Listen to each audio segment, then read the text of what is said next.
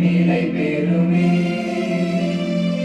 இயேசுவின் இருதயமே என்றும் நிறைந்திடும் அருள்மயமே, உந்தன் ஆசியும் அருளும் சேர்ந்து வந்தால் எங்கள் ஆனந்தம் நிலை பெறுமே.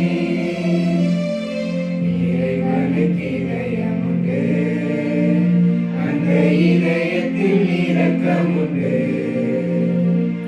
இறைவனுக்கு இதயம் உண்டு, அந்த இதயத்தில் இரக்கம் உண்டு.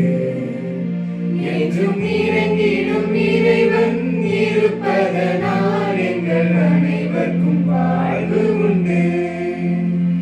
என்றும் இறங்கிடும் இறைவன் இருப்பதனால் எங்கள் அனைவருக்கும் வாழ்வு உண்டு.